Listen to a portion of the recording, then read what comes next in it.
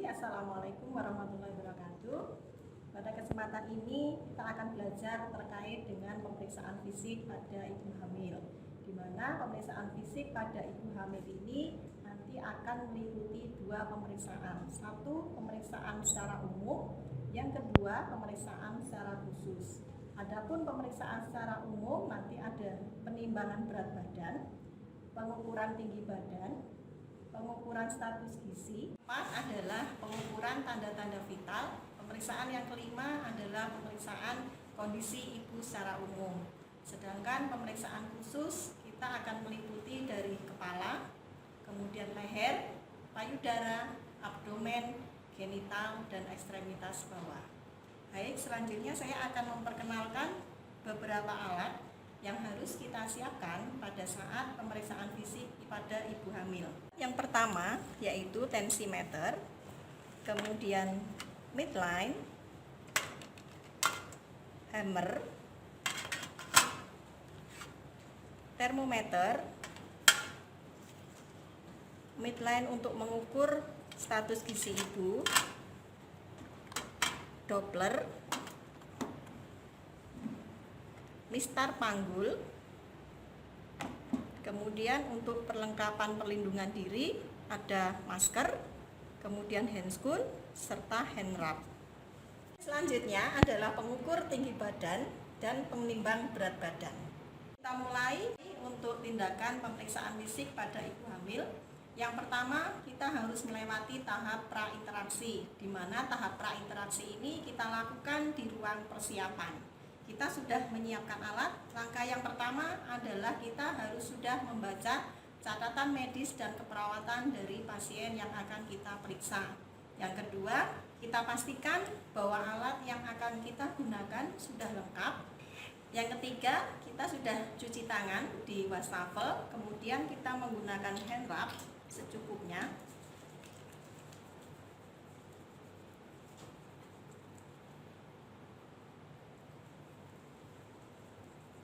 Setelah itu kita menggunakan APD.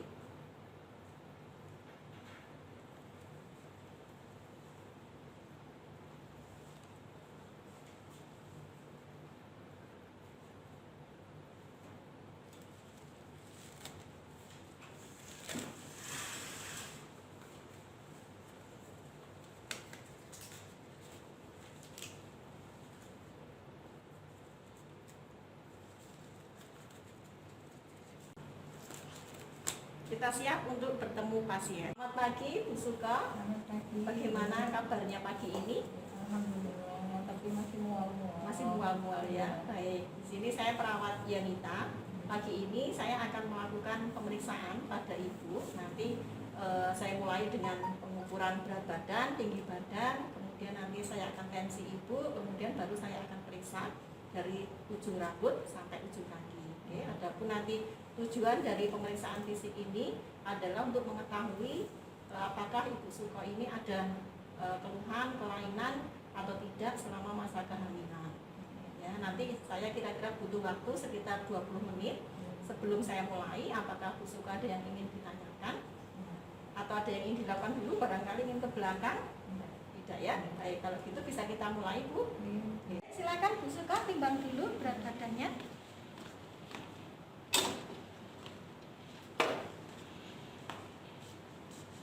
56 ya, Bu.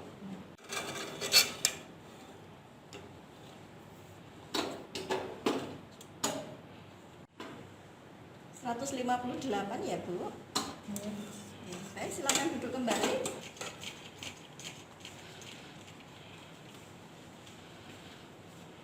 Saya selanjutnya akan melakukan pengukuran tanda-tanda vital, yaitu pengukuran tekanan darah pada ibu hamil dan mengukur suhu tubuh ibu.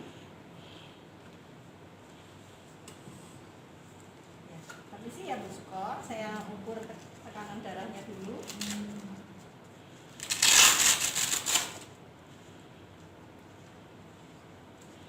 Bajunya bisa disingsingkan ke atas sedikit, Bu. Baik, tangannya dimasukkan.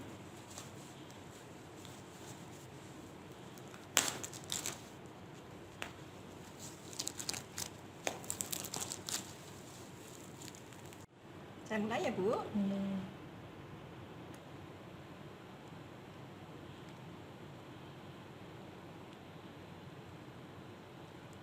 Sebelumnya pernah mengalami tekanan darah tinggi, Bu?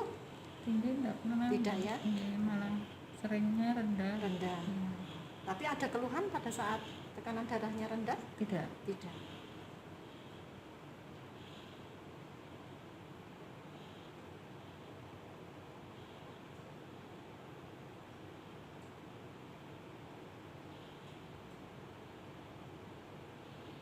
Ini 106/62 ya, Bu. Rendah memang ya. Tapi saya nggak merasa pusing. Nggak merasa pusing ya. Biasa.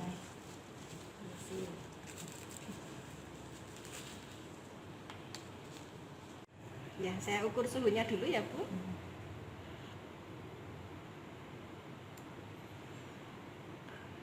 Hasilnya 36,3, Bu. Ya. Bagus. Yang selanjutnya saya akan mengukur lingkar lengan atas Ibu untuk mengetahui status gizi dari Ibu hamil. Mohon maaf Ibu, bisa dibuka ya kerudungnya. Saya ukur dulu.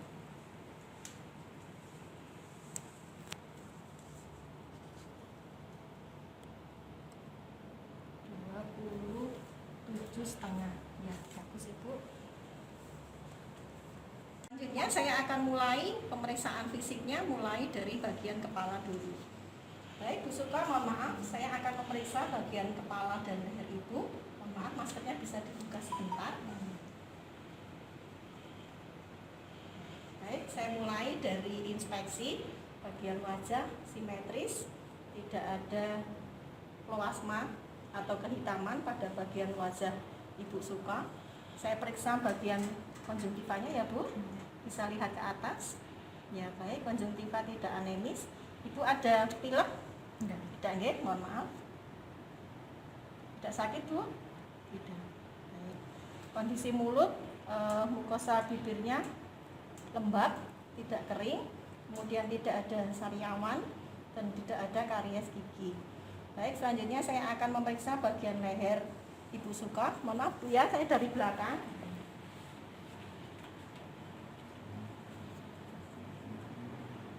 Saya akan memeriksa adanya bendungan vena jugularis di samping leher Ibu. Ya, tidak ada bendungan vena jugularis. Kemudian saya akan meriksa bagian kelenjar tiroid. Ibu bisa menelan? Ya, tidak ada pembesaran kelenjar tiroid. Baik, Bu Suka, selanjutnya saya akan memeriksa bagian payudara sampai ke kaki. Ibu bisa naik ke atas bed? Bisa ya, monggo saya bantu. Selanjutnya saya akan melakukan pemeriksaan pada payudara. Bu Suka bisa membuka bajunya bagian atas. Bisa ya? Baik, saya bantu untuk menurunkan selimutnya. Ya, permisi ya, Bu. Untuk pemeriksaan payudara, yang pertama adalah kita inspeksi kondisi payudara kanan dan kiri, simetris atau tidak, kondisinya simetris. Kemudian ada pembesaran dari payudara atau tidak, ada pembesaran. Kemudian ada hiperpigmentasi pada area sekitar puting susu kiri dan kanan, hiperpigmentasi di daerah sekitar areola baik kanan maupun kiri. Kemudian kondisi puting susu menonjol kiri dan kanan, tidak inverted. Kemudian kita lakukan palpasi. Maaf ya, Bu, saya palpasi. Ada nyeri tekan, Bu? Tidak. Baik, tidak ada nyeri tekan. Alih ke pemeriksaan bagian abdomen atau perut ya, Bu. Bagian atas ditutup dulu ya. Saya buka yang bagian bawah, permisi.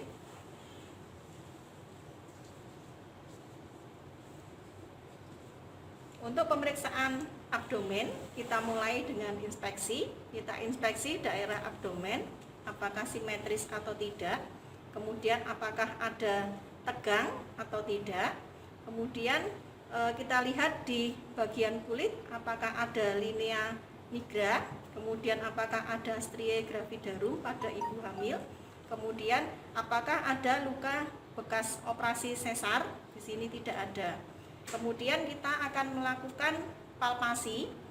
Kita akan melakukan pemeriksaan Leopard Kita mulai dari pemeriksaan leopard. Yang pertama adalah untuk mencari bagian janin yang ada di fundus uteri, di mana tangan kita, kedua tangan kita, jari kita tempatkan di bagian atas fundus.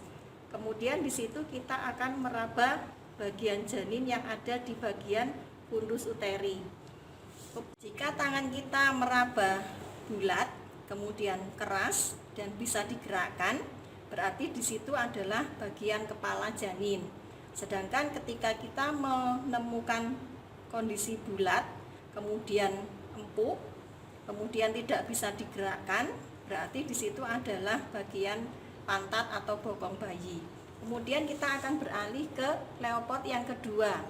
Pada saat pemeriksaan leopard yang kedua, kita akan mencari bagian punggung janin dan bagian kecil-kecil dari janin. Kita raba satu persatu. Di situ kita akan merasakan di posisi bagian kiri ibu. Di sini saya merasakan ada bagian kecil-kecil. Berarti di sini adalah ekstremitas janin. Kemudian di bagian kanan ibu, di sini saya merasakan ada seperti papan keras dan lebar. Berarti di sini adalah punggung janin. Untuk pemeriksaan yang leopard yang ketiga, posisi lutut ibu ditekuk. Ibu lututnya bisa ditekuk sebentar, bisa nggih? Kemudian kita akan meraba bagian bawah, di mana tangan kita ada di atas simpisis. Kemudian kita raba untuk mencari bagian janin yang ada di posisi terbawah. Di sini kita meraba ada bagian keras, bulat dan bisa digerakkan. Berarti di sini ada bagian kepala janin. Kemudian yang keempat, leopard yang keempat, kita akan mencari atau memastikan apakah bagian janin paling bawah atau presentasi janin ini sudah masuk pintu atas panggul atau belum.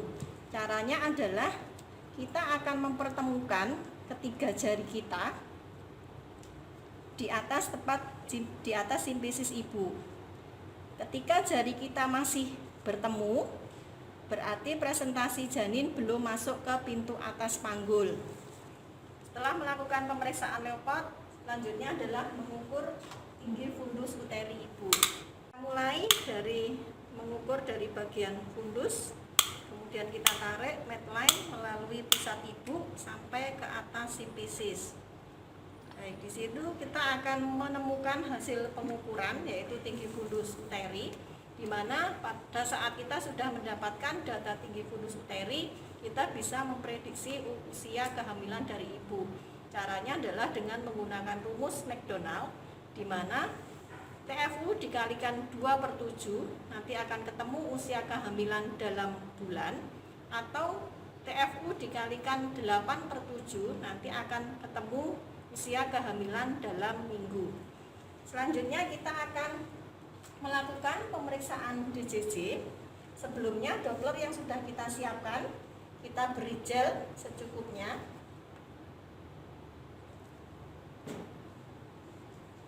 Kemudian kita pastikan posisi punggung janin berada di sebelah kanan atau kiri. Berdasarkan hasil pemeriksaan leopard yang kedua tadi, kita dapatkan bahwa punggung janin ada di bagian kanan dan kepala janin belum masuk ke pintu atas panggul. Jadi dari pusat ibu kita tarik sekitar 2-3 cm, kemudian turun ke bawah sekitar 3 cm. Kemudian di situ kita cari, kita hidupkan Doppler.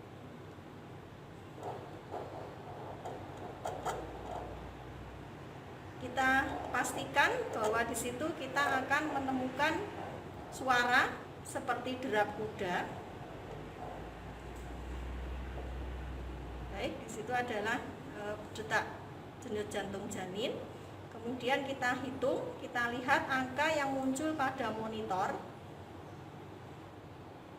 Kita ambil angka yang paling sering muncul. Baik, di sini kita dapatkan 130 kali per menit. Kemudian kita matikan. Ibu, saya sudah selesai melakukan pemeriksaan bagian abdomen. Saya akan memeriksa bagian genital dan kaki. Baju bagian atasnya kita tutup dulu ya.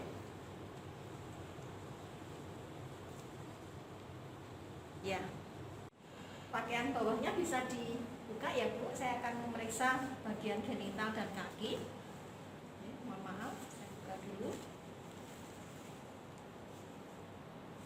Lakukan inspeksi atau pengamatan pada area genital. Yang pertama kita amati adalah ada tidaknya udem, varises, dan pembesaran pada kelenjar Bartolini. Kemudian kita amati juga apakah ada keputihan atau discharge lain yang keluar dari vagina ibu. Kemudian kita lihat di bagian bawah, di bagian anus apakah ada hemoroid. Kemudian apakah di bagian area perineum ada bekas jahitan episiotomi atau tidak. Kemudian kita palpasi bagian lipatan paha, apakah ada pembesaran atau tidak. Untuk pemeriksaan area genital sudah selesai, nggih. Ini silahkan dinaikkan kembali celana bagian bawahnya. Kemudian tak tolong kaki ibu diluruskan. Ya. Selanjutnya saya akan memeriksa bagian kaki ibu kiri dan kanan. Kita mulai. Maaf, saya naikkan lagi. Lakukan inspeksi di area ekstremitas bawah atau kaki. Kita lihat apakah bagian kaki ada udem pembesaran atau tidak. Kemudian ada varises atau tidak. Kita lihat tidak ada. Kemudian tidak ada luka pada bagian kaki. Kemudian kita cek kapilari refill atau pengisian kapiler. Di sini kita pencet bagian kuku, kemudian kita lepaskan, kita amati waktu yang dibutuhkan untuk pengembalian dari kapiler itu kurang dari 3 detik atau lebih dari 3 detik. Suka, saya sudah melakukan pemeriksaan sampai kaki. Ya, selanjutnya saya akan melakukan pemeriksaan refleks hammer, di mana nanti saya akan memberikan pukulan pada area lutut ibu. Jadi ibu silahkan duduk di tepi tempat tidur.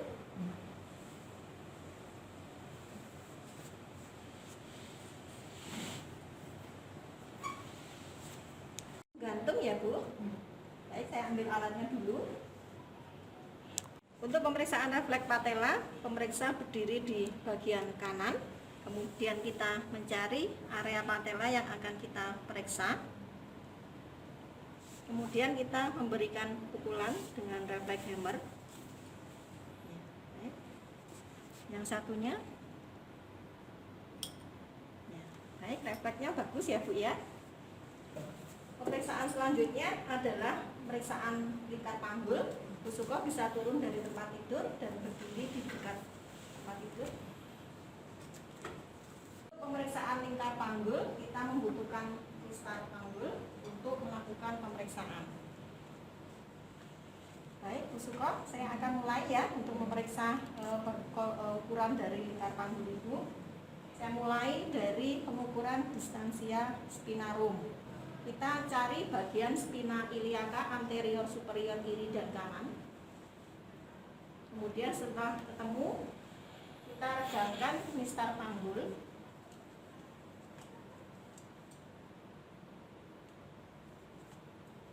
Kemudian kita lakukan pengukuran. Di sini normalnya 23 sampai 26 cm. Adalah distansia cristarum, di mana jarak terlebar antara crista iliaca kiri dan kanan. Kita raba dulu bagian crista iliaca kiri dan kanan. Setelah kita menemukan, kita regangkan mistar panggul. Ukuran distansia cristarum ini normalnya adalah 26 sampai 29 cm. Adalah pengukuran lingkar panggul. Kita membutuhkan ring line untuk mengukur lingkar panggul. Kita mulai dari atas simfisis, kemudian kita putar sampai ke crista iliaca. Maaf dipegang. Kemudian kita lingkarkan sampai bagian belakang, kemudian bertemu kembali sampai di atas simfisis. Ini normalnya adalah 80 sampai 90 cm.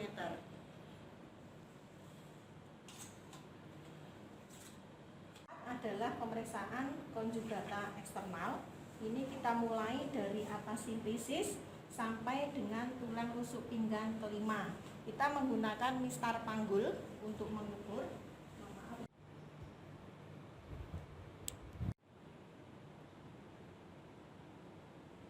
Untuk pengukuran konjugata eksternal, ini normalnya adalah 18 sampai 20 cm. Bisa duduk kembali, saya sudah selesai.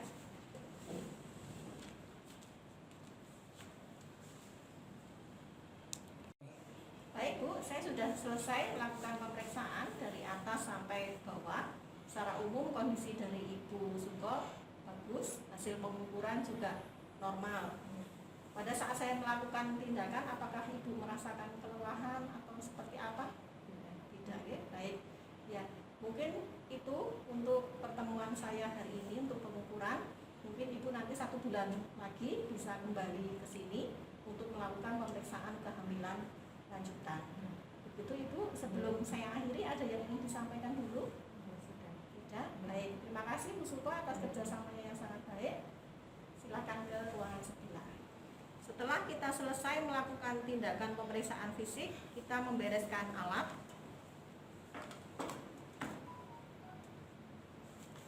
Kemudian kita melepaskan sarung tangan, melepaskan masker, kemudian kita bisa cuci tangan kembali.